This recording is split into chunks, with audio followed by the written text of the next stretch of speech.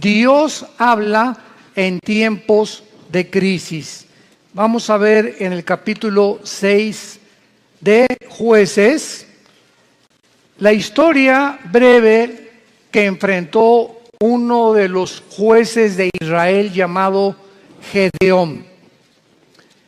El libro de los jueces, y esta es una característica increíble de la Biblia, que no se nos oculta los pecados de los más grandes hombres, ni tampoco se nos oculta los pecados de diferentes tribus o naciones que han a través del tiempo atravesado nuestra historia.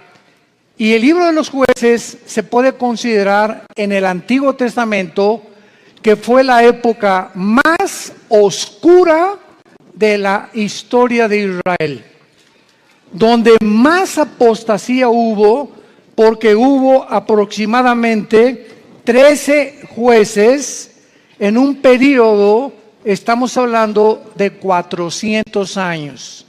O sea, el libro de los jueces cubre un periodo de 400 años. Cubre 7 apostasías, 7 esclavitudes bajo 7 naciones paganas y 7 liberaciones de Dios. Este libro es un libro que contiene, vuelvo a repetir, la historia de este pueblo de Dios que es Israel, donde continuamente estaban ellos alejándose de Él. Y Dios iba y los recogía. Pero siempre Dios tiene hombres o mujeres que Él escoge para que tú vayas a tu casa a traer a tu familia a la cruz, para que puedas traer a tu nación a la cruz, para que en tu escuela comiences a alborotar la escuela y a conseguir que en tu escuela se hagan conferencias, para que podamos alcanzar al mayor número de personas, para que en tu negocio, en tu consultorio médico, en tu bufete de abogados, en tus despachos de contaduría, en tu taller de carpintería, Dios nos llama a nosotros para que seamos luz. Y mientras nosotros no estamos haciendo nada, los malos van a prosperar. Decía un gran hombre que la maldad existe porque los buenos no hacen nada. Entonces, si nos limitamos a ser cristianos de domingo y solamente venimos el domingo a persinarnos y a tener un devocional, oír la palabra, y no entendemos la responsabilidad tan enorme que Dios nos ha encomendado, estamos muy, muy lejos de poder verdaderamente presentarnos delante de Dios sin tener nada de qué avergonzarnos. El libro de los jueces describe, repito, una de las peores épocas que atravesó Israel. Fueron tiempos de apostasía muy grandes, por lo que Dios tenía que levantar hombres para que volvieran el corazón del pueblo a Dios.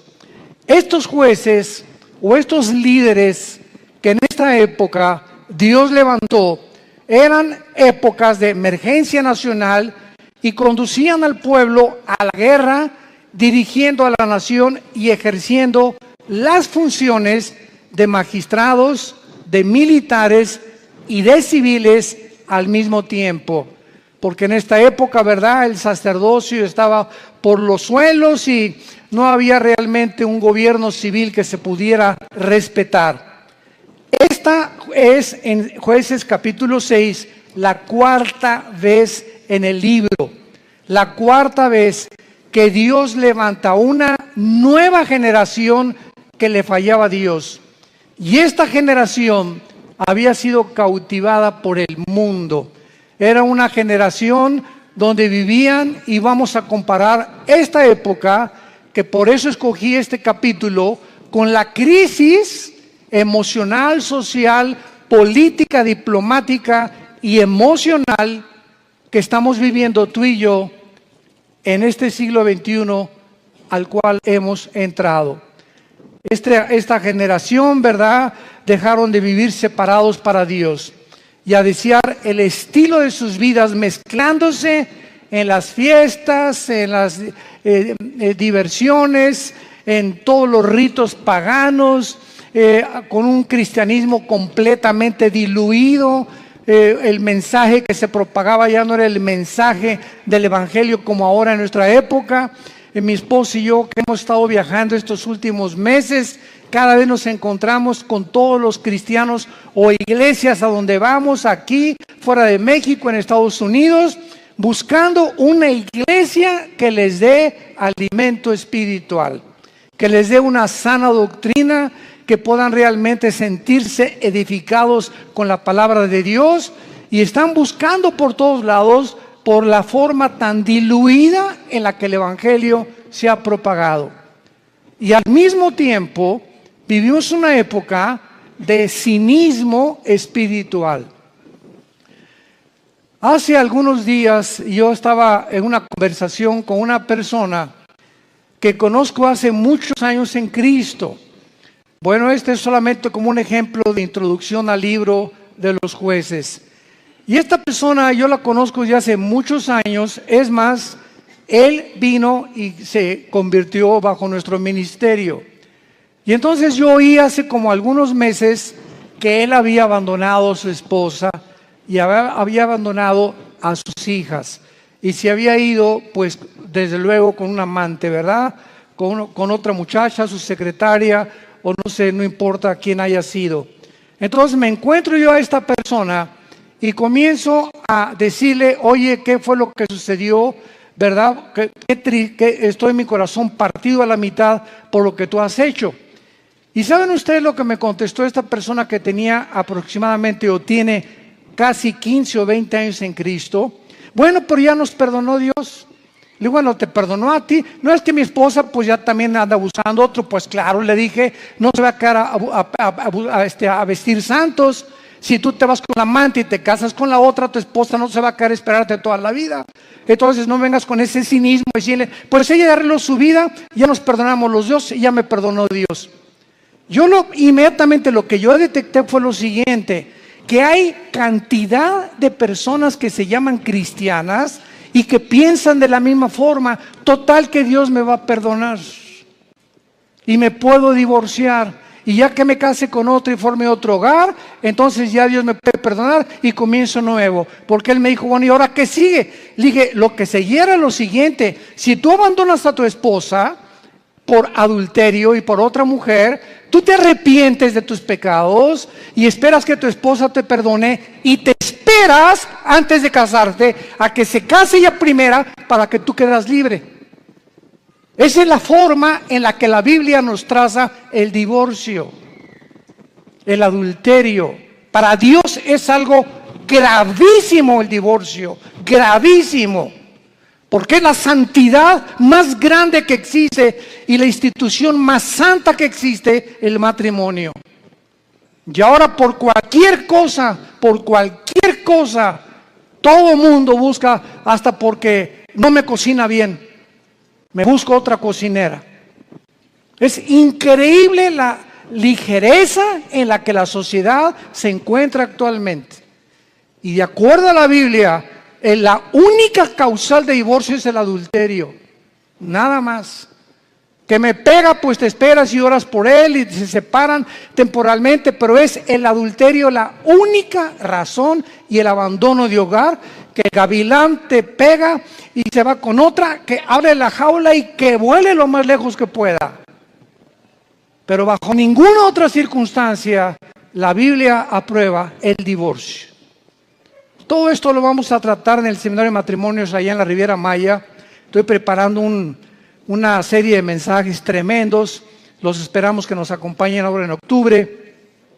Y este es solamente un caso de cómo vivían los jueces. Era un tiempo de cinismo espiritual. Era un tiempo en que todo lo tomaban a la ligera. Al cambio que Dios me perdona. Esto se llama tomar la gracia con libertinaje. Aprovecharse de la gracia de Dios y vivir una vida de libertinaje. Pues al cambio que Dios me perdona. Vamos a ver estas crisis en la época de Gedeón. Capítulo 6, del 1 al 5, veamos el escenario en el que se encontraba Gedeón.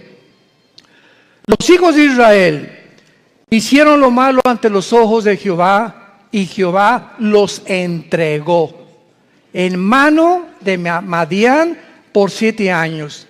Recordemos que Madián era uno de los hijos de Cetura, la segunda esposa de Abraham. Cuando se murió Sara, se casó con Cetura y de ahí nacieron los madianitas. Lo podemos ver en Génesis capítulo 25. Entonces los madianitas eran primos hermanos de los israelitas o medios hermanos de los judíos. Y la mano de Madián prevaleció contra Israel. Y los hijos de Israel, por causa de los madianitas, se hicieron cuevas en los montes, cavernas y lugares fortificados. Pero pues sucedía que cuando Israel había sembrado, subían los madianitas y amalecitas, y los hijos del oriente contra ellos subían y los atacaban. Y acampando contra ellos, destruían los frutos de la tierra hasta llegar a Gaz. Y no dejaban que comer en Israel ni ovejas, ni bueyes, ni asnos. Porque subían ellos y sus ganados, y venían con sus tiendas en grande multitud, como langostas. Ellos y sus camellos eran innumerables, así venían a la tierra para devastarla. No cabe duda que podemos nosotros con esta introducción poder comparar la época en la que nosotros estamos viviendo y el paralelo tan grande que existía en los tiempos de Gedeón y nuestro tiempo actual. Vemos en estos primeros 5 versículos la primera clase de crisis. Estaban atravesando una crisis social y de mucha violencia. Israel se había abandonado de los caminos de Dios. Dios los entrega en manos a enemigos, porque esta es la forma como Dios trata con todos nosotros. Dice la Biblia que mientras estamos en la luz, 1 Juan capítulo 1, la sangre de Cristo nos limpia de todo pecado. Bajo la luz, el diablo, los demonios no pueden meterse con mi vida, ni con mis hijos menores de edad, porque estoy bajo la protección de Dios. En el momento en que nos movemos y regresamos a la dimensión de las tinieblas, que es donde Satanás tiene acceso, Satanás no tiene acceso a la luz. Dios es luz y no hay tinieblas en él. Entonces las tinieblas están relacionadas con el pecado. El momento en que tú pecas, o ya traes una mujer en tu mente que no es tu esposa, o ya metiste pornografía a tu casa, o ya comenzaste a hacer cosas que son desagradables a los ojos de Dios, sin que tú te des cuenta, si tú mantienes este tipo de vida, comienza el cerebro y las emociones a ser afectadas, y entonces viene lo que se llama el engaño, donde comienzas a engañarte, porque el pecado tiene el poder de engañarnos, y comienzas a convencerte que no estás tan mal. No, esa es una prostituta, esa sí está mal. No, yo no soy con mi compadre si es borracho, parrandero y jugador. Yo por lo menos estoy casado con mi esposa y tengo mis aventuritas, ¿verdad? De vez en cuando una canita al aire, pero de vez en cuando. Y Dios es un Dios que dice la Biblia, sus párpados nos examinan y nuestros caminos están delante de Él las 24 horas del día. Y cuando viene el engaño, cuando vienes tú a la iglesia a oír la palabra de Dios como los domingos o los estudios entre semana que muchos de ustedes toman, o en el ITI, el propósito de Dios al exponernos a su palabra es abrirnos el entendimiento para convencernos de pecado. Siempre que hay un mensaje de la Biblia, hay algo que el Espíritu Santo usa que se llama la convicción de pecado, porque solo Él, ni el pastor, ni tu compadre, ni nadie te va a convencer que estás mal más que la palabra de Dios. Entonces nos exponemos a la palabra de Dios y tú en esta tarde que escuchas tienes esta oportunidad en la que Dios te está hablando. Yo no sé tu vida. Muchos dicen, es que ¿quién le contó mi vida? Nadie me ha contado tu vida, ni te conozco, mosco. Entonces ese es un problema tuyo y con Dios, pero Dios usa la Biblia, y si tú cuando oyes la palabra de Dios no te arrepientes y sales por esa puerta igual que como entraste, viene lo que se llama la dureza del corazón, que se usa con la palabra porosis en el griego, que es cuando un carpintero o una persona que usa instrumentos de martillos y de cinceles está golpeando y golpeando hasta que te salen callos en las manos. Esto es un fenómeno muy interesante. Y cuando te salen callos, lo interesante que el callo no tiene células. Le metes al callo una aguja y no lo sientes. Trátalo y vas a ver cuando te salga un callo, porque es tejido muerto.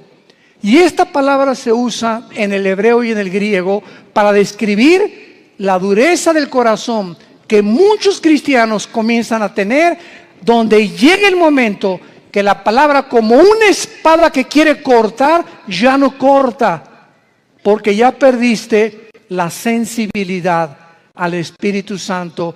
Y entonces, cuando llegas a ese punto donde ya no eres sensible a la palabra de Dios y que no te das cuenta cuán duro está tu corazón, si eres una persona regenerada por el Espíritu Santo y realmente naciste de nuevo, eres un hijo y eres una hija de Dios, Hebreos 12, Dios te va a disciplinar. Y déjame decirte algo, cuando a Dios le queda esa opción de disciplinarnos, su mano es muy, pero muy pesada. Dice en Hebreos 10, horrenda cosa es caer en manos del Dios vivo. Y no les está hablando a los incrédulos, les está hablando a la familia de Dios. Su mano es muy pesada, porque Cristo dijo, es preferible que pierdas tu mano, tu pierna, tu brazo o tus ojos o lo que sea físicamente, a que entres al infierno entero. ¿Cuántas veces las cosas que nos pasan, accidentes, problemas morales en la familia, etcétera, etcétera, tienen el único propósito de hacer que regresemos a la cruz? Porque Dios sabe, nos ama tanto, tanto, tanto Jesús, que Él prefiere que podamos sufrir físicamente o moralmente con la única razón de regresar a la cruz. Esta crisis social en que estaban viviendo los madianitas provocó, dice la Biblia, que comenzaron a vivir escondidos en cuevas, escondiendo todo lo que tenían, en lugares fortificados, vivían en temor. En segundo lugar, en el versículo 6 dice la Biblia, de este modo empobrecía Israel en gran manera por causa de Madián, y los hijos de Israel clamaron a Jehová.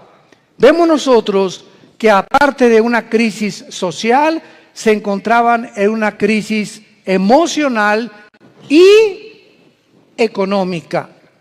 Gedeón se encontraba escondiendo el trigo para que no se lo robaran. Vivían bajo el temor y la inseguridad.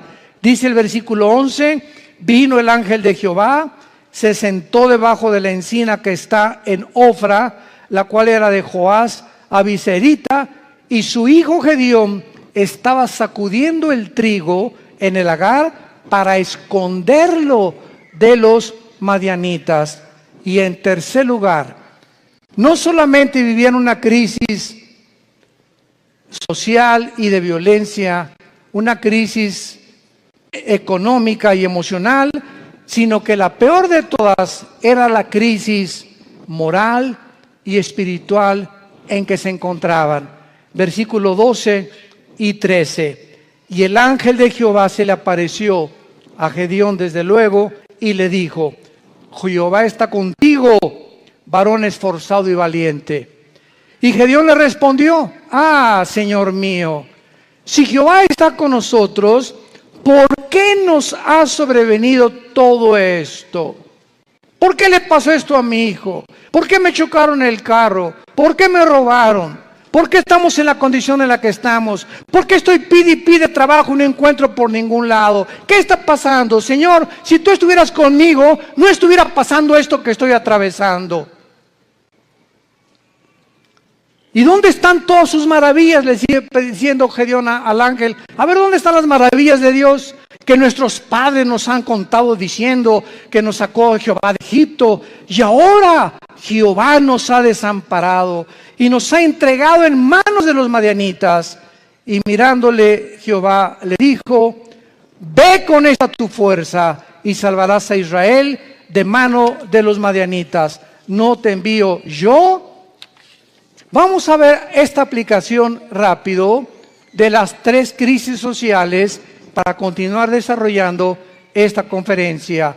De la misma manera, la sociedad en que vivimos ahorita, vivimos una crisis social, oprimida por la inflación, las guerras, el hambre, las naciones fuertes oprimiendo a las débiles, crímenes, secuestros, robos, actos de terrorismo al inicio del siglo XXI. Agreguémosle esto, que vivimos, escuchen esto, vivimos la confusión política y diplomática más grande de la historia. Vivimos la confusión política más grande y diplomática de la historia.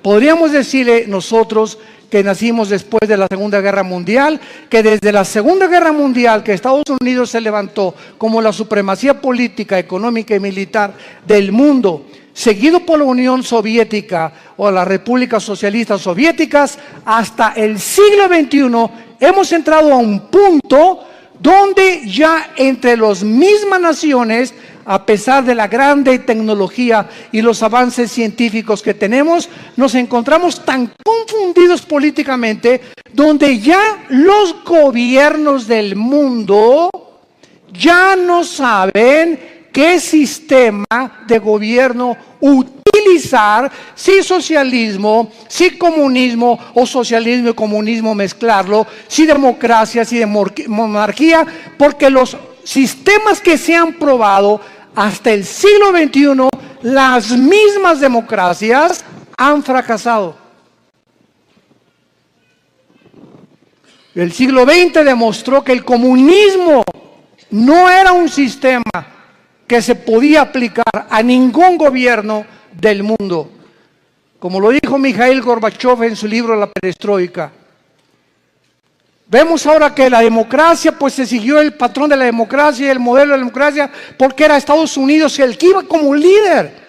Y los países dijeron, bueno, pues si en Estados Unidos el mejor vestido, el país mejor vestido, el mejor alimentado, el que más guerras ha conquistado, guerras ha ganado, y el que sacó al comunismo, al fascismo y al nazismo del siglo XX, vamos a seguir ese modelo. Y vemos ante nuestros ojos, al entrar aquí al siglo XXI, los que venimos desde el siglo pasado, que la democracia es una fanfarronería ya.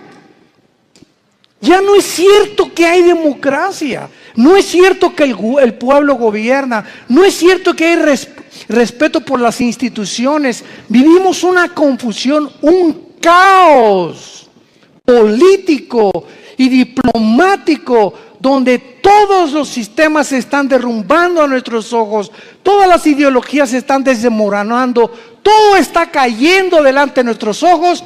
Y ahorita los jóvenes, nunca como en los últimos 10 años había habido tantos suicidios de muchachos de 8 a 16 años. Nunca había habido tantos suicidios. Los jóvenes se están quitando la vida, no quieren vivir en el mundo que tú y yo vivimos. Y ahí están muchos de nuestros hijos también. Dichosos los padres que tienen una educación cristiana a sus hijos. Dichosos sean. ¿Por qué? Porque se están cansados de tantas mentiras, de tanta hipocresía que ven por todos lados. Y cuando nosotros, que se supone que somos la única luz, les mentimos y nos ven que somos completamente unos farsantes en el lugar, y peleándome enfrente de ellos y con mi esposa y yo, y dándoles un mal ejemplo, ¿qué les queda a los jóvenes? Si no es Jesús, ¿quién más entonces? Dicen ellos, si Jesús no funcionó en mis papás, ¿cómo va a funcionar conmigo? Y en el día del juicio y el día del tribunal de Cristo daremos cuentas de todas estas ingratitudes y deslealtad que tuvimos hacia Dios. Vivimos un mundo de confusión y de crisis social. En segundo lugar, vivimos también, como en los tiempos de Gedeón, una crisis emocional y económica. La mayor parte del mundo ahorita está tratando por todos los medios de esconder su dinero.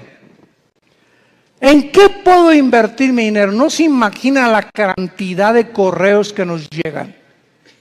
Oiga, ¿qué me recomienda, pastor? ¿Comprar euros o en el dólar o en Wall Street o comprar bienes y raíces? Dicen que el dólar va a seguir cayendo, que viene un caos económico en Estados Unidos que va a hundir el peso aún más todavía, etcétera, etcétera. Y todas las cosas que comienzan a bambolearse, como dice en Hebreos 12, voy a sacudir los cimientos del mundo, la economía, la política, los temas.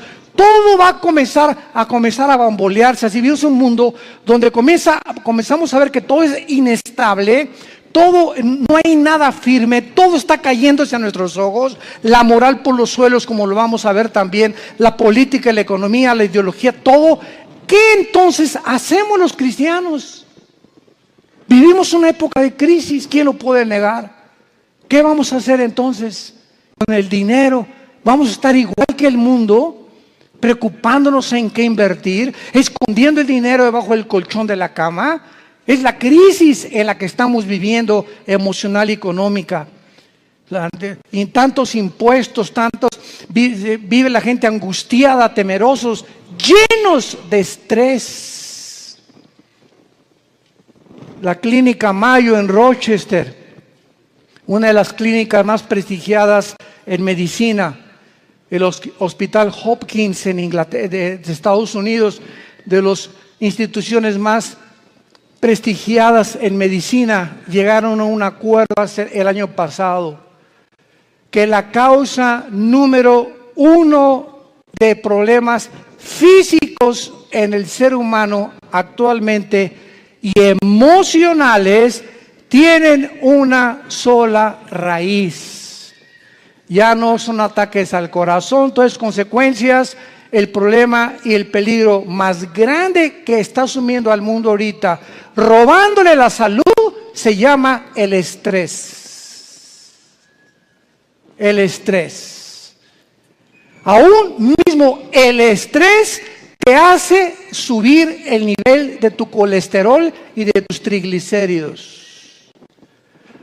Así que si tú eres una persona que fuiste al médico y tienes más de 200 de colesterol arriba, o tu glucosa pasa de los 100 puntos, etcétera, etcétera, y tú dices, bueno, voy a entrar a una dieta, y crees que con la dieta se va a mejorar, claro que te va a ayudar, pero si no va acompañado con la paz en tu vida, y tú puedes estar comiendo todos los días lechuga y convertirte en el bunny books, en el conejo.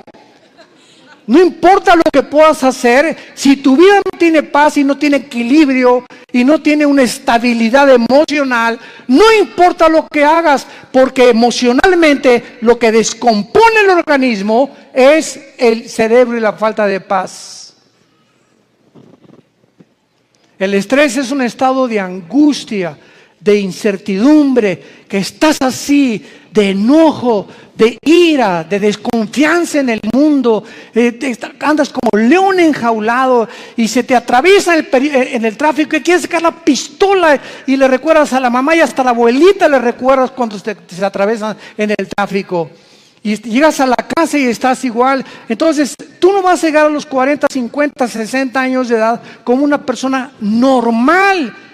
Y vas a comenzar a padecer de enfermedades que tienes una buena dieta, pero te está descomponiendo tu estado emocional. ¿Por qué? Porque no tienes paz. Y hace 2000 años, Jesucristo nos dio la medicina para el estrés. Mateo capítulo 6, versículo 25 en adelante. Por nada estén afanosos. La vida es más que el alimento y el cuerpo más que el vestido. Miren ustedes a las aves de los cielos. Aunque tú en tu cerebro no lo puedas captar ni lo puedas dimensionar, los pajaritos, cada pajarito de cada campo, de cada bosque en el mundo, cada pajarito depende de mi Padre. Y Dios les puso a los pajaritos un chip para que nunca veas a un pajarito sembrar, para que nunca veas a un pajarito cosechar, y para que jamás vayas a encontrar que ningún pajarito nunca guardan su comida, no la almacenan en Banamex ni en Bancomer. Y sin embargo, vale $1 cada pajarito, $2, y si mi Padre los alimenta, ¿cuánto más ustedes, que di mi vida en una cruz, que resucité de los muertos, que cambié la historia, que me apareció más de 500 personas en los primeros meses y años de mi vida, y que vivo en el corazón de muchos de ustedes? ¿Cómo es posible que hayas llegado a ese punto donde dudes que te voy a dejar? Ahora que estábamos mi esposa y yo en Acapulco, no estábamos ni en la playa. Siempre que, igual cuando vamos a la Riviera Maya, ¿verdad? Lo que menos, ni a la alberca nos da tiempo de meternos, porque vamos a ministrar a la gente. Y estábamos en Acapulco y tuvimos el desayuno, 600 personas. Fue una vez, como no se imagina qué bendición fue. Nuestra iglesia en Acapulco está creciendo tremendamente. Bueno, en la consejería llegó una muchacha este fin de semana pasado y nos dice a mi esposa y a mí, de 18 años, ay, pastor, ¿qué te pasa, nena? No tengo trabajo. Nena, ¿tienes papá? Sí. ¿Y mamá? También. ¿Cama para dormir? Sí. ¿Y comida? Sí. Entonces, ¿y eres cristiana? Sí. Entonces, ¿por qué estás en esta condición?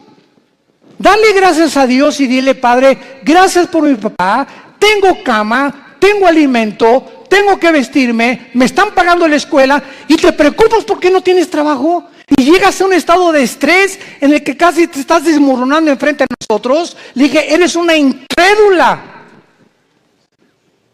Tú no puedes agradar a Dios de esta manera. El día que tú le des gracias a Dios por lo que tienes y no te fijes en lo que no tienes, Dios te va a dar el trabajo. Fíjense ustedes cómo somos, ¿verdad? ¿Cómo somos nosotros? ¿Cuántos refugiados salen ahorita de Siria? 6 millones. Velos en los periódicos, velos en los videos, con una maleta, con 3 cambios de ropa o 2 a lo mucho, con 3 o 4 chamaquitos detrás de ellos, sin saber qué país les va a abrir la puerta, sin saber si mañana van a dormir en la tierra, en un camión, si los van a matar. Y nos estamos quejando nosotros. Nos estamos quejando nosotros. ¿Será posible que seamos tan malagradecidos? Y siempre viendo lo malo, siempre no tengo esto y no tengo aquello, pero tienes vida y vives en un país libre, tienes padres, tienes una casa, tienes un petate donde echarte, tienes guaraches.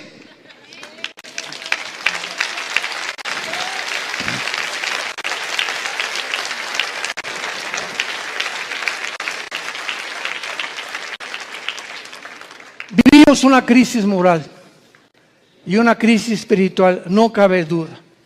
Y tenemos que entender que no es como comenzamos, recuerda esto, sino como terminamos lo que vale delante de Dios.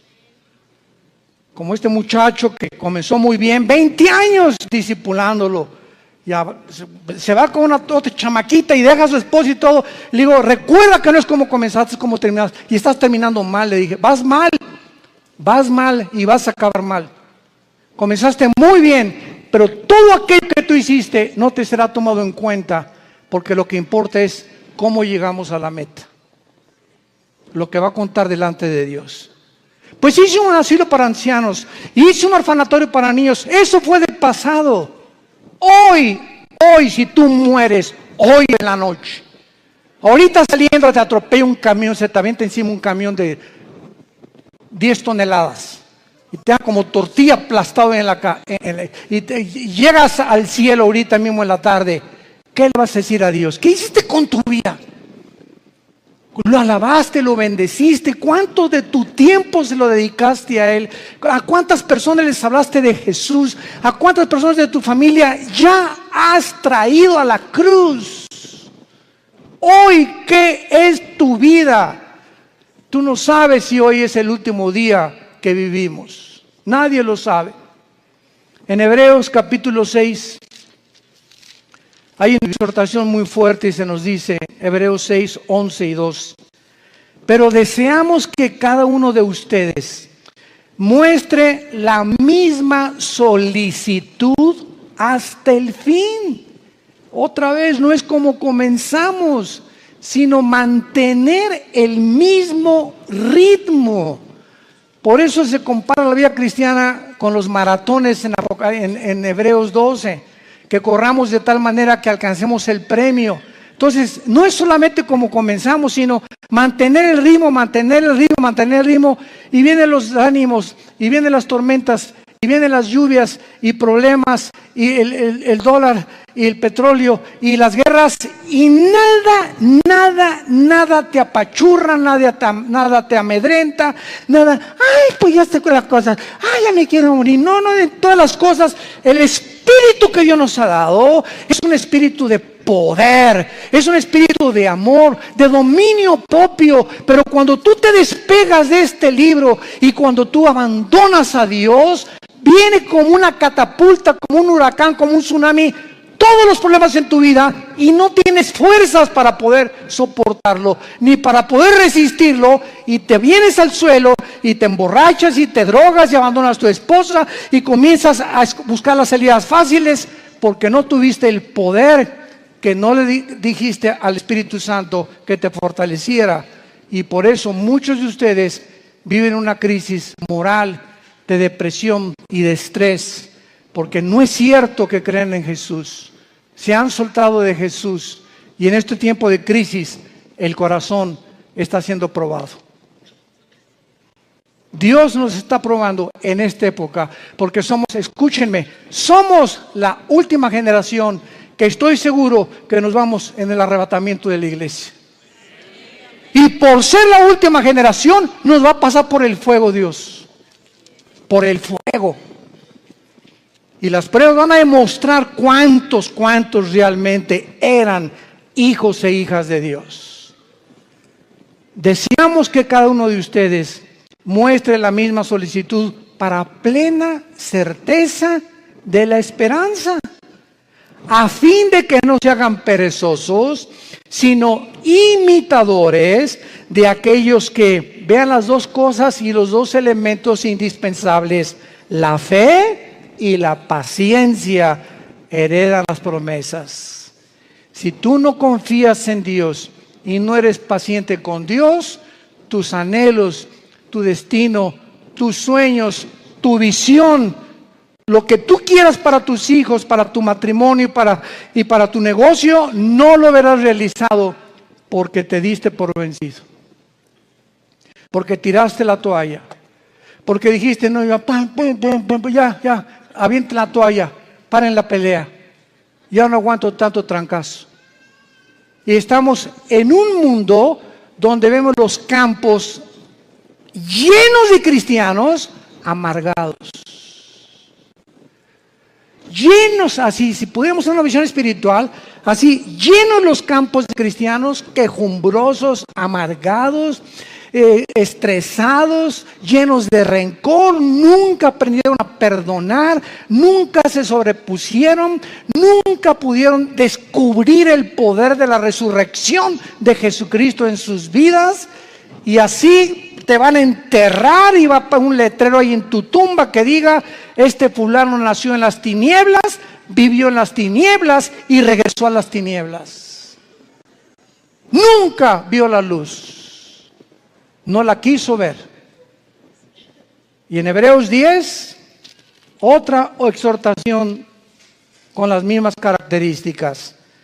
Hebreos 10, 35 en adelante. No perdáis pues vuestra confianza, que tiene grande galardón, porque les es necesaria la paciencia, para que habiendo hecho la voluntad de Dios, obtengáis la promesa. Pero aún un poquito, y el que ha de venir vendrá y no tardará, mas el justo vivirá por fe. Y si retrocediere, no agradará a mi alma. Pero nosotros no somos de los que retroceden para perdición, sino de los que tienen fe para preservación del alma. El que tiene al Espíritu de Cristo, porque recibirán poder cuando el Espíritu venga sobre vosotros. El que realmente ha nacido de nuevo, el que ha sido regenerado en su naturaleza y se le ha impartido la naturaleza divina dentro de su alma, esa persona puede caer y puede decir con Pablo: estamos en problemas, pero no desesperados. Estamos con muchas adversidades, pero no angustiados. Perseguidos, mas no desamparados. Derribados, pero no destruidos. Llevando por todas partes la muerte de Jesús en nuestros cuerpos, para que la vida de Jesús se manifieste a través de nuestros cuerpos mortales. Esta es la expresión de un hombre de Dios. Un cristiano verdadero tiene problemas, pero nunca llegará a la angustia. No tengo trabajo. ¿Qué voy a hacer? Nunca llegarás a ese punto de sentirte arrinconado donde no ves ninguna ventana, el mundo se te cerró, todo es tinieblas, porque no puedes ver a través de esas tinieblas, simplemente porque no quieres verla, porque no es cierto que crees en el poder de la resurrección del Hijo de Dios. Decía en Filipenses 2 Pablo: todo lo que antes lo tenía por ganancia, lo tengo por basura, con tal de conocerle y ser semejante a él en su muerte, y con el fin de poder conocer el poder de su resurrección. No solamente Cristo nos quiere que seamos iguales a su Hijo en conocimiento, en teología y en cosas intelectuales y de mucho conocimiento bíblico, sino que ese conocimiento nos transforme en guerreros, en guerreras, en hombres y mujeres que empujemos en la generación que tenemos, que no tengamos temor de nada ni de nadie, ni de los alacranes, del hombre, ni de la política que se cae. No tenemos miedo de nada, porque hay un Dios. Nuestro reino está allá arriba. Ahí viene la ciudad de Jerusalén, ya vienen por nosotros, ya viene una nave espacial grandísima que se llama la Nueva Jerusalén, donde va a aterrizar aquí en Apocalipsis 21 y 22, y donde vamos a vivir para siempre. Y esa es la esperanza. Y mientras que se caiga el mundo, que se derrumbe el mundo, pero no me voy a dejar vencer por el mundo, porque el mundo no tiene esperanza. Tú y yo tenemos esperanza, y esa esperanza es la que tenemos que transfundir a nuestros hijos.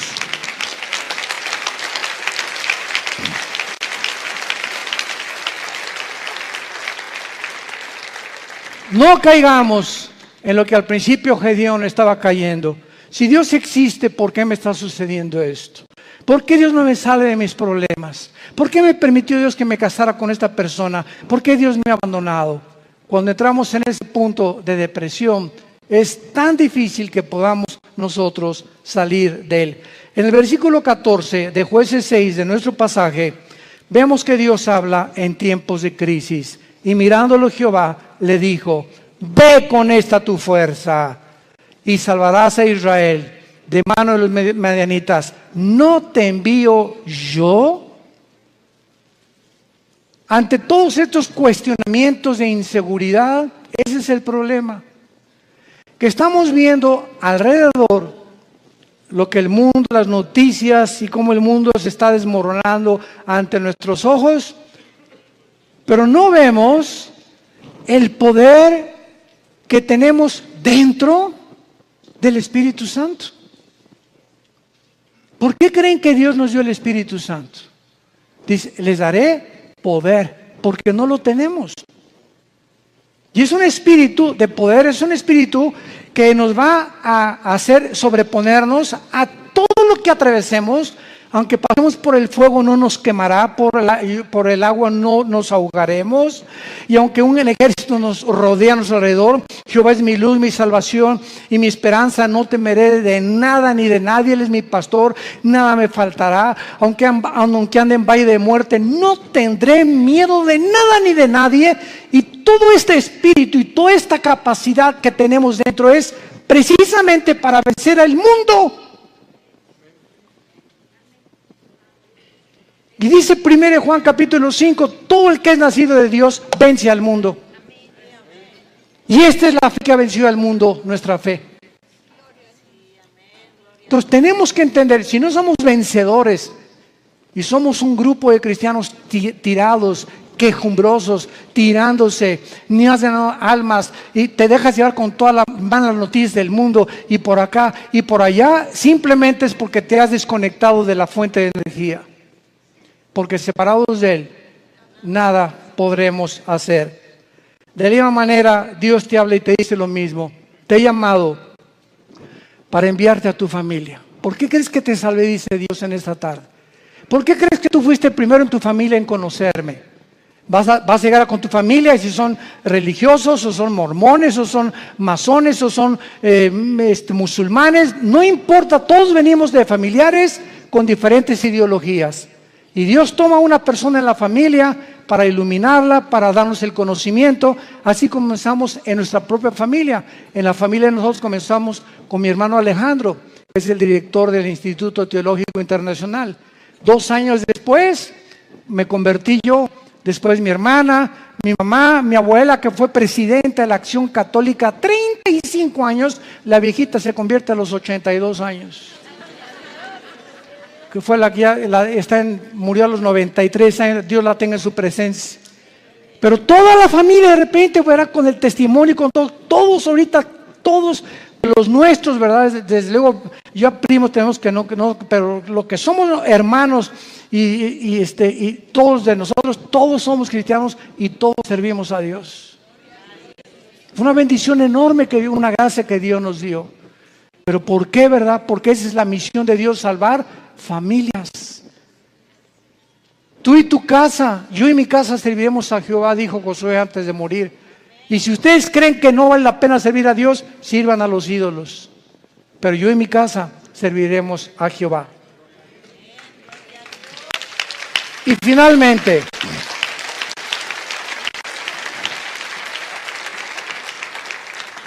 Gedeón le responde a Dios, versículo 15 y 16. Entonces le respondió: Señor mío, ¿con qué salvaré yo a Israel? He aquí que mi familia es pobre en Manasés, y yo el menor en la casa de mi padre. Jehová le dijo: ciertamente, yo estaré contigo, y derrotarás a los madianitas como a un solo hombre. ¿Has tú también argumentado igual con Dios? Señor, pero ¿cómo salvaré a mi familia? ¿Cómo les puedo testificar si soy débil?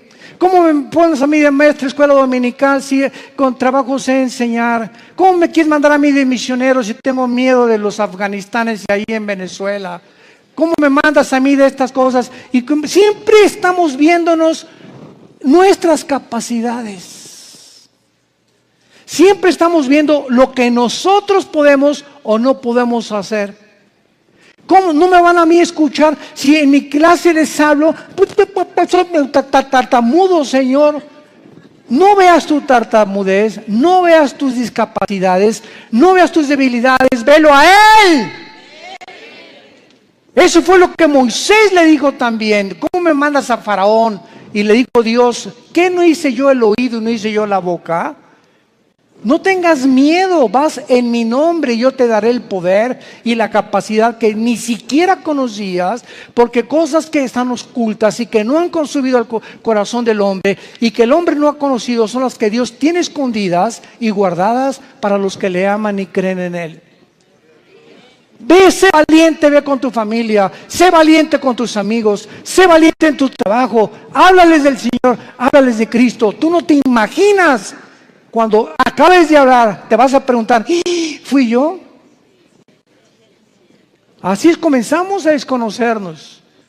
Yo antes subí un púlpito, ¿verdad? Estuve 3 años de misionero primero en la sierra. Ahí comencé yo de misionero, lo comentaba ahorita en la mañana al pastor César.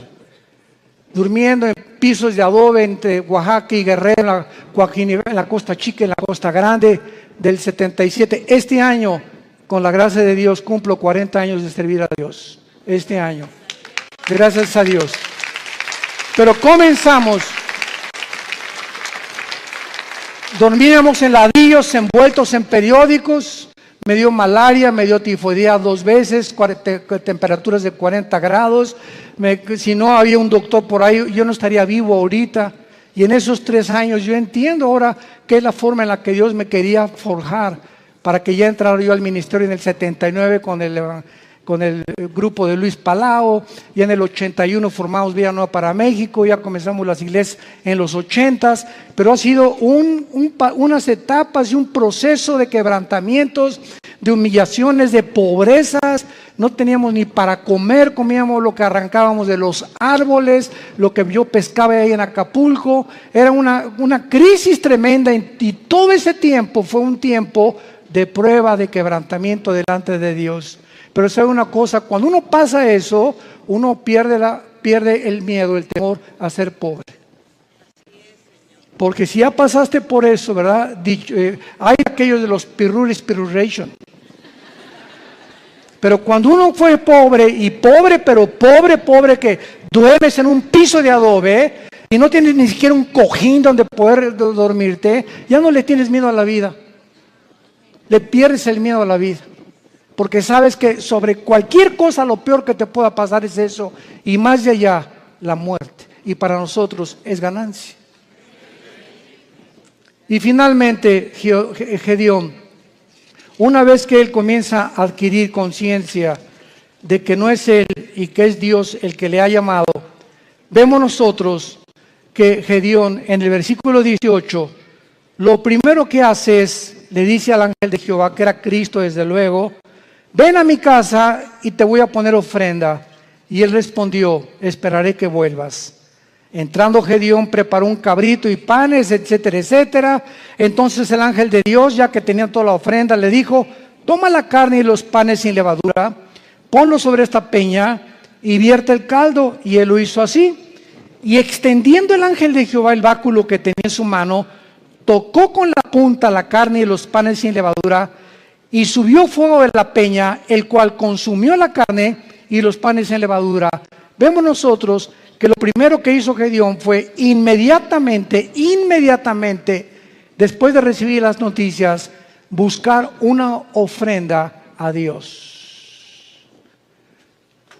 Lo primero que un hombre y una mujer cambian cuando comienzan a conocer a ese Dios todopoderoso, es que no existe, ni he conocido yo a ningún cristiano grande y poderoso y maduro en el Señor que no sea generoso. Porque es la avaricia y la envidia y la codicia de los bienes materiales lo que nos impide a muchas personas recibir las bendiciones de Dios. Gedeón buscó una ofrenda inmediatamente. ¿Qué le podemos nosotros ofrecer ahora a Dios? Romanos 12:1. Número uno, nuestro cuerpo. Síganme con mucho cuidado. Presentar vuestros cuerpos en sacrificio vivo. Romanos 12:1. Santo, agradable a Dios, que es vuestro culto racional. En el original griego dice, es la manera más racional para vivir. Si tú quieres servir a Dios, lo primero que comienzas es cuidar tu cuerpo. Y no solamente de lo que comes, sino también sexualmente. Nadie puede servir a Dios cuando hay una sensualidad o una sexualidad no controlada. El hombre más sabio de la historia, Salomón, y el hombre más fuerte de la historia, Sansón, los dos fueron vencidos por una mujer que no era su esposa. Y aquí está en la Biblia como ejemplo para que podamos aprender a no confiar en nosotros mismos. El que mire que está firme, mire que no caiga. No jueguen con el pecado sexual. No juegues ni te dejes tocar por tu novio. No toques a tu novia si la quieres. ¿Por qué? Porque eso es santo delante de Dios. No salten a privilegios, jóvenes que me escuchan, que no les corresponden. Espérate hasta el matrimonio. El acto sexual es solamente permitido por Dios y grandemente bendecido dentro de la esfera del matrimonio. Nunca el acto sexual será bendecido antes o ya casado con otra persona que no sea tu esposa, que se llama adulterio. Mientras nuestros cuerpos no sean santos delante de Dios y no tengamos limpia el alma sexualmente y también físicamente, ¿verdad?, una alimentación adecuada, vamos a impedir nuestro avance y las cosas grandes que Dios podía haber hecho con nosotros, no las hará. Dios busca hombres y mujeres santos en toda su manera de vivir, para ser usados como instrumentos a un Dios que es santo. Dice en 2 de Timoteo, Pablo, en una casa hay trastos sucios, en tu casa tienes en el fregadero vasos sucios y tienes en la vitrina vasos limpios. Si llegan invitados, ¿qué vasos usas? Los limpios. Y así en el servicio a Dios hay cristianos sucios que están en el fregadero ahorita.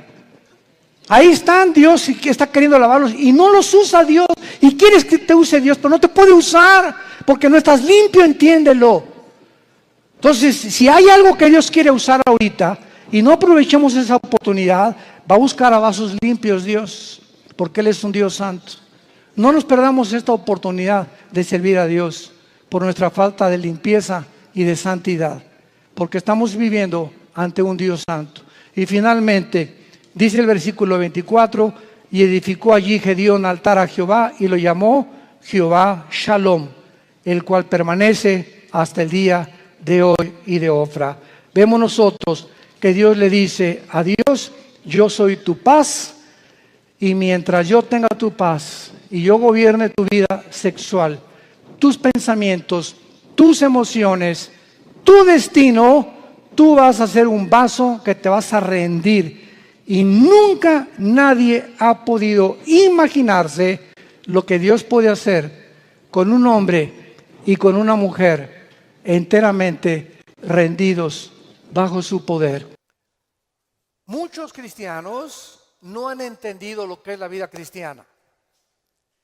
Y uno de los ejemplos que la Biblia usa, o una analogía para comparar qué es la iglesia, es el matrimonio. Y en el matrimonio, muchos de ustedes que también están recién casados, tenemos siempre ideas de las telenovelas y fueron felices el príncipe y su amante o su amiga o su esposa por los siglos de los siglos. Y viene la luna de miel y se acaba la luna de miel y comienzas a descubrir, ah caray, ¿con quién me casé? O ah caray, yo no sabía chiquita que tenías ese genio. Y yo no sabía que eras tan flojo, ni sabía que dejabas tus calcetines que huelen a queso manchego cuando te levantas de la cama. Y comenzamos en el matrimonio a salir de la burbuja y del mundo ficticio y fantasioso en el que creíamos que era casarse. Y no sabemos que el matrimonio es algo por lo cual toda la vida se tiene que luchar. Nunca habrá un matrimonio perfecto, nunca habrá un hombre perfecto, nunca habrá una mujer perfecta.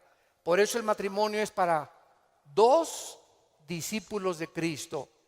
Un hombre y una mujer que siguen a Dios es como un triángulo, y mientras más sigue el hombre a Dios, Dios está hasta arriba y la mujer también. Mientras más seguimos a Dios, más cerca estaremos el uno con el otro.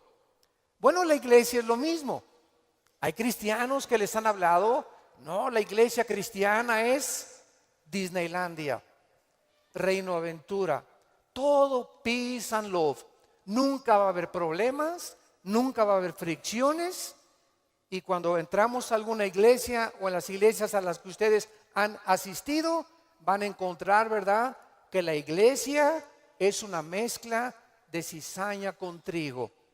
Que la iglesia es un cuerpo de creyentes mezclados con personas que han entrado del mundo y que entre nosotros necesitamos entender que va a haber fricciones, malos entendidos, contiendas, que doña Pachita ya le hicieron cara de hamburguesa y no quiere regresar.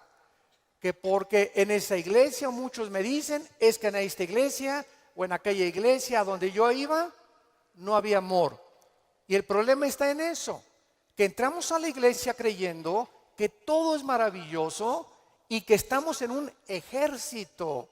Somos soldados en un campo de batalla, en un mundo ocupado por el enemigo, donde nosotros vamos de paso. Todo lo que construyamos, todo lo que invertamos en este mundo, se va a quedar. Y cuando este mundo se ha destruido, lo único que va a sobrevivir son las almas. Son las almas.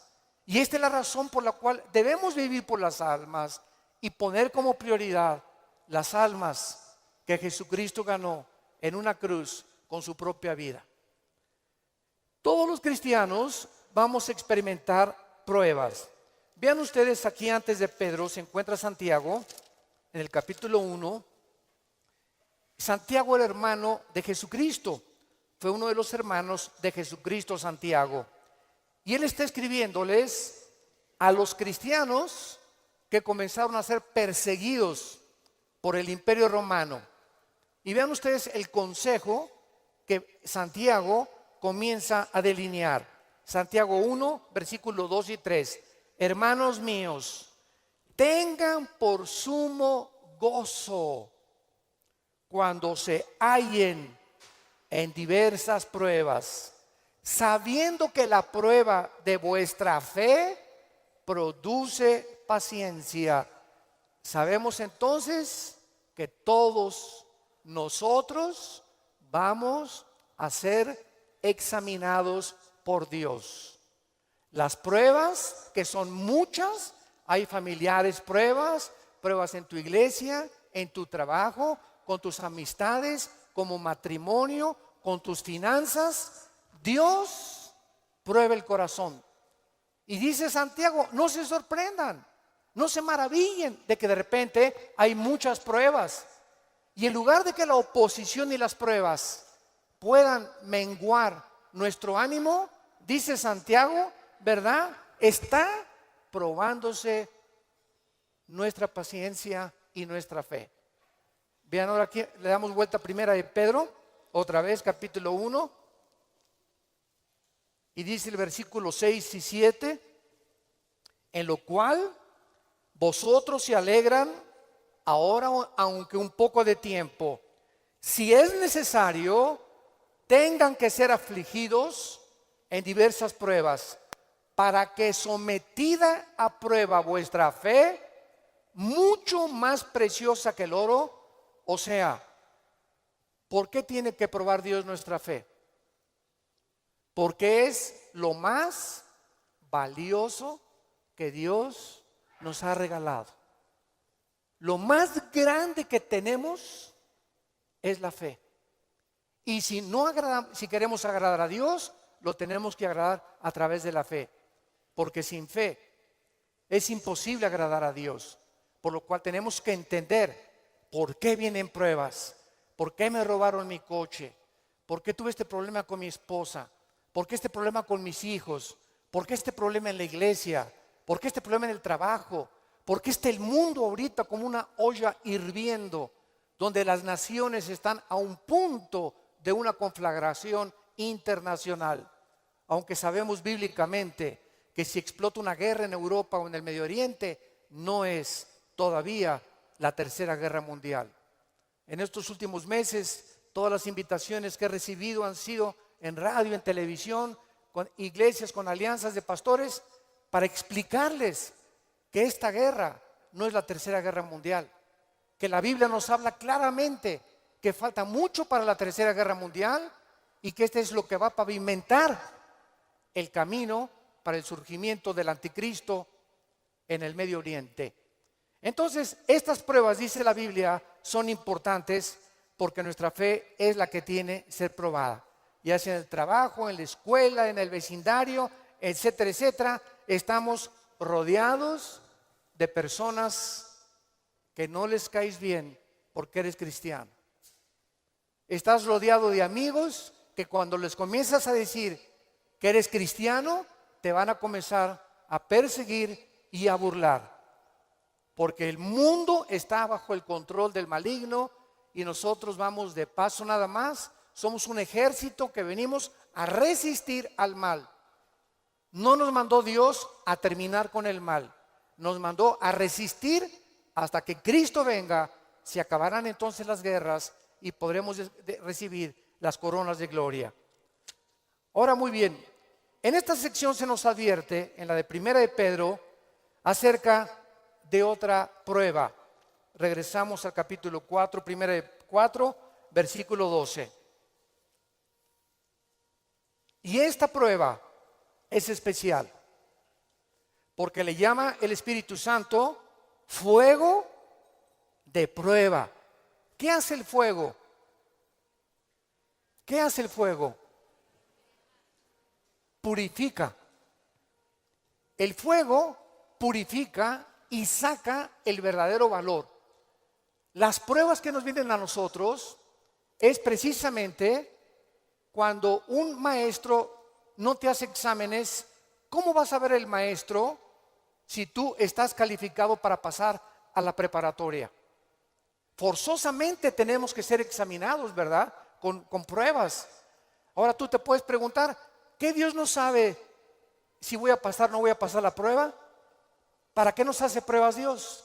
Los maestros, yo entiendo que es para saber el coeficiente intelectual o la intelectualidad o el conocimiento que tienen los alumnos. Pero Dios, ¿por qué nos prueba? ¿Cuál es la respuesta? Dios sabe lo que hay en tu corazón, pero Él quiere que nosotros sepamos lo que hay en nuestro corazón.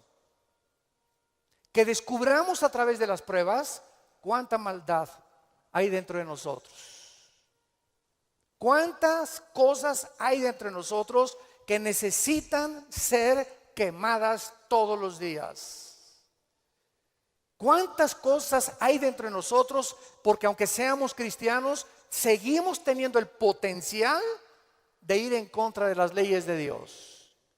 Por eso dice en Gálatas 5, las obras de la carne son esto y esto y esto: fornicación, adulterio, borracheras, drogadicto, hechicerías, ocultismo, etcétera, etcétera. Un cristiano puede caer en las cosas que él practicaba antes de que fuera cristiano, si el cristiano abandona a Dios. Y cuando descubrimos la maldad que hay dentro de nosotros, ¿qué podemos hacer? Gritar como Pablo en Romanos 7, miserable de mí, en mí no mora el bien. El bien que quiero hacer no lo hago, lo que no quiero hacer, eso hago. Entonces encuentro que en mi mente me dice, no fumes. El cigarro te va a molar los dientes, la lengua, la faringe, el esófago, la tráquea, los pulmones, el corazón. ¿Y por qué sigo fumando? Veo otra ley. Mi mente me dice, estás mal, pero mi corazón me dice, hazlo. Y mi carne le gana a mi razonamiento. Y entonces Pablo dice, miserable de mí, y dichosos los que han descubierto esto. Oh Dios mío, ¿por qué volví otra vez a prender el canal de la pornografía? Yo no quería ver esa pornografía. ¿Por qué caí ayer con mis amigos y me emborraché la semana pasada? Soy cristiano, ¿por qué lo hice? ¿Por qué le grité a mi esposa como le debía haber gritado, como no debía haberle gritado? ¿Por qué lo hice y qué mal nos sentimos cuando comenzamos a descubrir esa maldad? Y qué buen síntoma es que digas, ¿por qué lo hice? Eso muestra que tenemos al Espíritu Santo, que nos está redarguyendo, que nos está diciendo, esto que hiciste está mal. Antes lo hacías y no te importaba y te dormías ni pedías perdón. Pero ahora cuando pecamos nos damos cuenta, nos entristecemos, nos llenamos de una ansiedad tremenda en el corazón porque no tenemos paz. Es la paz que nos quita Dios hasta que vengamos a la cruz y le pidamos perdón y la sangre de Cristo nos limpia de todo pecado. Pero esta es la razón por la cual las pruebas Dios nos las manda, para que vayamos evaluándonos honesta, íntegra y sinceramente en qué nivel nos encontramos de espiritualidad. Vayamos a Santiago capítulo 1 otra vez con este versículo y vamos a ver algunas verdades prácticas antes de desarrollar el pasaje que acabamos de leer. Veamos algunas verdades prácticas de las pruebas. En primer lugar, las pruebas son algo común en la vida cristiana. Dice Santiago, cuando os halléis en diversas pruebas. En segundo lugar, estas pruebas, van a venir en diferentes categorías. De repente, estás tranquilo, eres deportista, tomas vitaminas, estás perfectamente sano y te vas a hacer unos exámenes de sangre y las radiografías y la biometría hemática de sangre te dice el médico, tiene usted cáncer o tiene usted diabetes o padece usted un problema, ¿verdad?, renal, etcétera, etcétera. En el momento que oímos esa noticia, toda nuestra vida cambia. En ese momento dices, ¿qué me está pasando? ¿Cómo me pudo suceder esto a mí? Fue una prueba de fuego. O de repente tu hijo cayó y chocó, o tu hija se mató, o tu esposo se murió, o se cayó tu casa, o se incendió tu coche. Nunca sabemos qué va a suceder el día de mañana.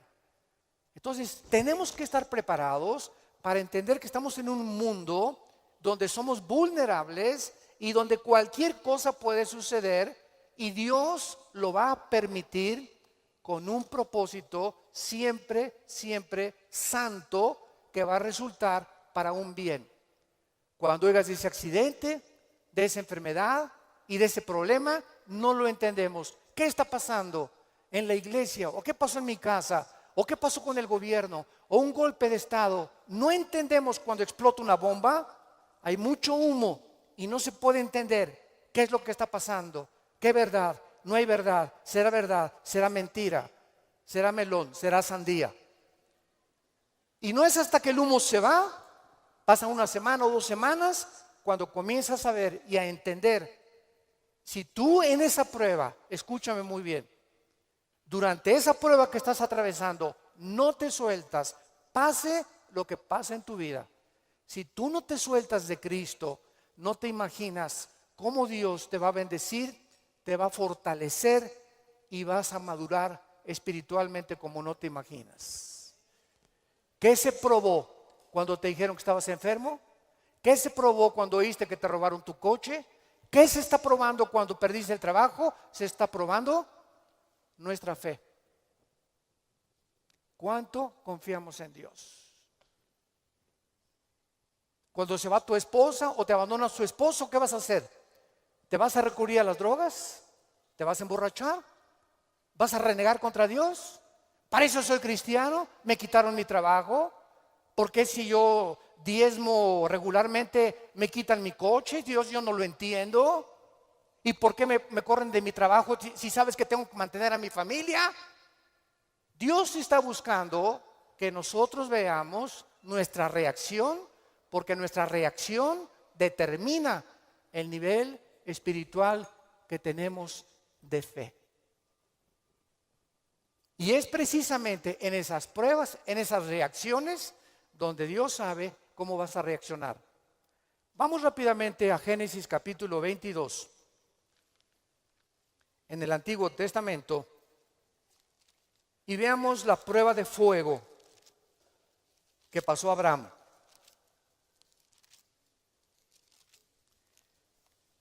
Abraham ya era un hombre maduro,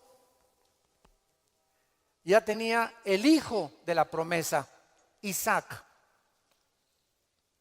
Y a Abraham se le llama en Romanos capítulo 4 el padre de la fe. Por algo será, ¿verdad? Por algo será, porque son las pruebas de fuego las que nos gradúan en el ejército de Dios. Las pruebas, no las muchas pruebas, nos van preparando, pero hay una prueba de fuego que es nuestra graduación. Cuando ya Dios se da cuenta que no importa lo que pase en tu vida, nunca te soltarás de Él. Nunca blasfemarás de su nombre, nunca te llenarás de rencor ni de amargura contra nadie. Hayan hecho lo que te hayan hecho o lo que nos hayan hecho, el veneno más grande que nos impide graduarnos es la amargura. Es el veneno más grande de la vida cristiana. Bueno, aquí se encuentra Abraham, capítulo 22 del Génesis, y dice: aconteció después de estas cosas, o sea, estas cosas son todas las pruebas que Abraham había atravesado, que probó Dios a Abraham. Abraham podría decir: ¿otra? Oye, ¿otra, Señor? ¿Es juego? O sea, ¿otra prueba? Pero quiero decirte una cosa, Abraham. Esta prueba, ¿verdad? No te imaginas, va a ser la bendición más grande para tu vida y para 1000 generaciones después. A los que les interese la palabra prueba en el hebreo, es la palabra nasá, con H al final. Cuando dice probó, es la palabra nasá. Escuchen lo que significa probar en el hebreo: manifestar el corazón por medio de la presión. No es hasta que la presión viene a nuestras vidas que se sabe lo que tenemos escondido en el corazón. ¿No es cierto? No es bajo la presión donde se prueba el carácter de los hombres. Bajo la presión. Dice la Biblia, esto es lo que Dios quería hacer: poner presión en Abraham para darnos un ejemplo a nosotros de cómo reaccionar. ¿Y cuál fue la prueba de fuego que Dios le puso a Abraham? Dame a tu hijo Isaac, versículo 2. Señor, no te oí bien, creo que me está fallando el oído. ¿Qué dijiste? Que me des a tu hijo. Señor, ¿estás bien? ¿No necesitas un mejoral? ¿Me estás hablando? ¿Eres tú? ¿No será un demonio el que me estará hablando? Señor, tú me dijiste que este hijo era el hijo de la promesa, no era Ismael. Tú me prometiste que era Isaac, y la semilla de Isaac, el esperma de Isaac, la descendencia de Isaac, donde el Mesías, el Salvador que has prometido, iba a venir. ¿Cómo me lo pides? ¿Y cuál es la respuesta de Isaías 55, 8 y 9? Mis pensamientos no son vuestros pensamientos, y mis caminos no son vuestros caminos, ovejas santas, amadas de Dios. Así como los cielos son más altos que la tierra y mis pensamientos más altos que ustedes, así es como yo tengo que pensar para que ustedes comiencen a entender que yo no pienso como ustedes y que la fe es mantenerte de pie y seguir creyendo aunque no haya explicación inmediata. Señor, no entiendo qué pasó con mi casa, no entiendo por qué perdí el trabajo, no entiendo lo que está pasando, no entiendo esto, no entiendo aquello, pero como dijo Job, aunque tú me matares, seguiré confiando en ti. Y seguiré esperando y sabiendo que cuando se disipe el humo y entienda tus caminos, tienes algo mejor para mi vida. Esa es la fe. ¿Y qué hizo Abraham?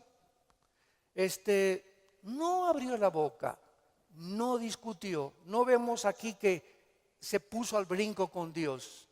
Abraham, Isaac, ven hijo mío. Muchachos, los siervos de Abraham, traigan la leña. Y entonces los dejó ahí en el monte a los siervos y agarró a Isaac y comenzaron a subir al monte Moriah. Escuchen, el monte Moriah fue donde Dios no perdonó a su hijo. Dios perdonó a Isaac, pero Dios no perdonó en el mismo monte a su hijo Jesucristo 4000 años después. Y cuando iban camino al monte, le dice Isaac a Abraham: Padre, ¿dónde está el sacrificio? Y Abraham no le dice nada. Dios proveerá. Y entonces se acuesta Isaac y lo amarra a Abraham, y cuando levanta la mano, dice el versículo 10 y el versículo 11, y extendió Abraham su mano y tomó el cuchillo para degollar a su hijo. Entonces el ángel de Jehová le dio voces desde el cielo y dijo: Abraham, Abraham. Y él respondió: heme aquí. Y dijo: no extiendas tu mano sobre el muchacho, ni le hagas nada, porque ya conozco que temes a Dios, por cuanto no me rehusaste darme a tu hijo. Dios, síganme con cuidado, no estaba buscando el sacrificio de Isaac. Dios estaba buscando el sacrificio de las emociones y los sentimientos de Abraham.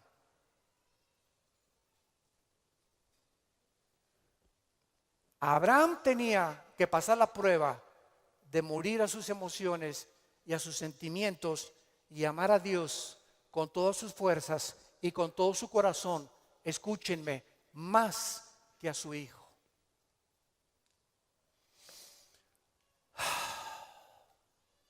En el Nuevo Testamento se acercaron a Cristo, se los voy a explicar con más detalles, y le dijeron: ¿cuál es el más grande mandamiento? Y contestó Jesucristo: amarás a Dios con todo tu corazón, con todas tus fuerzas y con toda tu alma, y a tu prójimo como a ti mismo. Muy bien, hace algunos años yo le pregunté, orando le pregunté a Dios, porque alguien, ¿verdad?, me metió una idea satánica, un ateo, en un hotel. Me acuerdo que se acercó y me dice: oiga, señor Alducin, el Dios que ustedes adoran es un misógeno, es un ególatra, es un Dios que solamente busca a él, a él, a él, que nada más dice: ámame a mí con todo tu corazón, más que a tu esposa, más que a tus hijos. ¿Cómo puede ser esto posible?, me dijo este ateo. ¿Cómo puede usted reconciliar a un Dios que nos diga que lo amemos más a él que a la propia familia? Y entonces me fui muy confundido.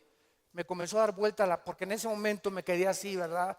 Le dije: ¿sabe una cosa? Voy a orar y le prometo que voy a buscar una respuesta de Dios. Nadie me había hecho nunca ese ataque, a mi fe.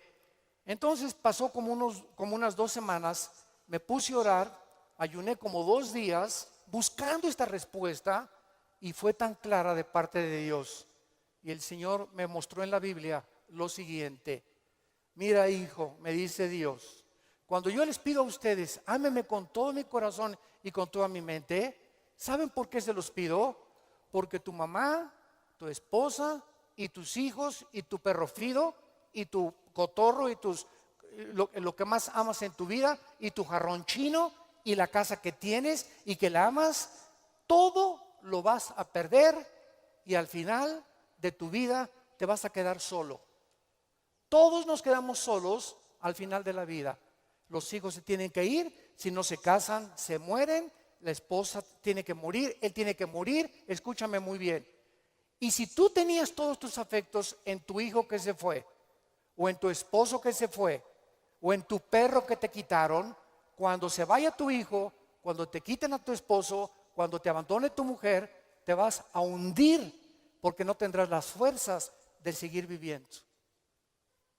Pero cuando amas a Dios con todo tu corazón y con toda tu alma y pierdes algo por acá y pierdes algo por acá y pierdes esto y por acá, ese amor que tú le tienes a Dios es el que nos sostendrá para seguir viviendo con Él, con las fuerzas de seguirlo amando. Denle gloria a Dios, de verdad.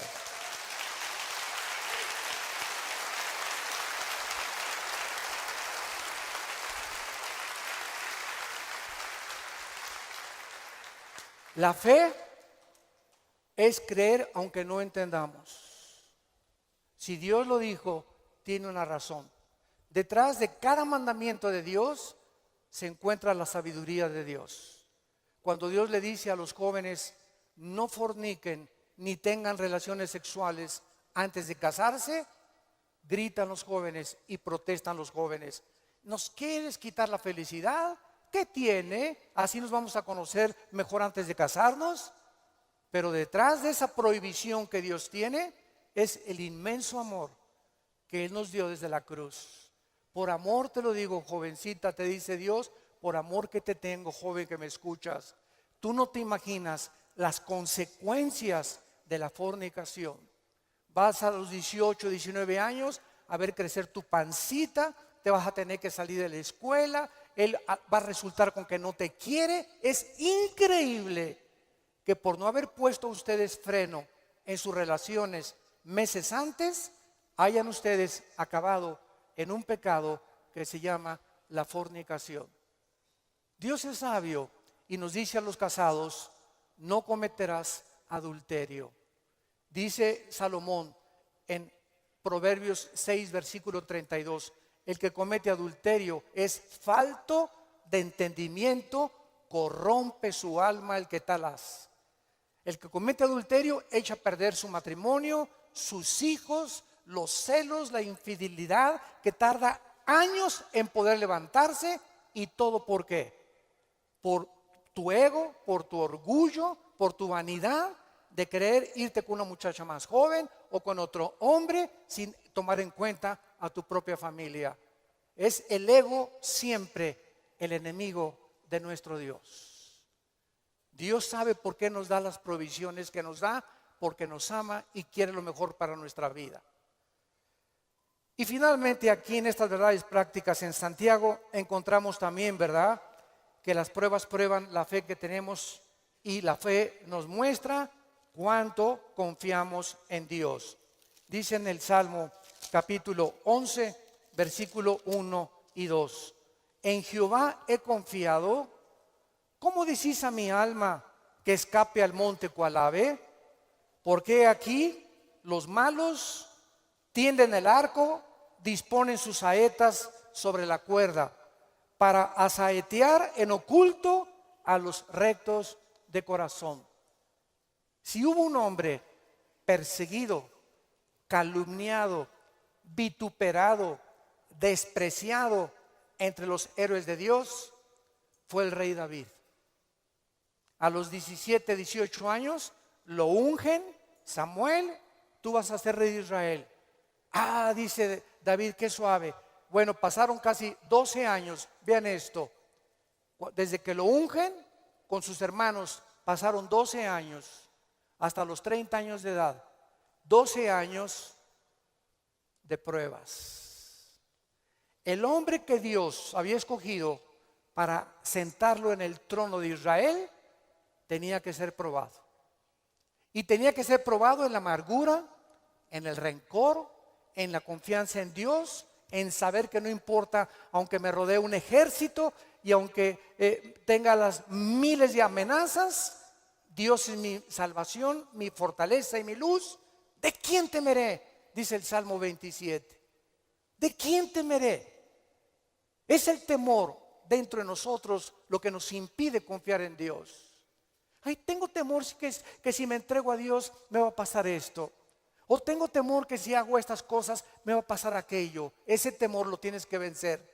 Porque Dios no nos ha dado espíritu de temor, sino de valor, de poder y de amor propio.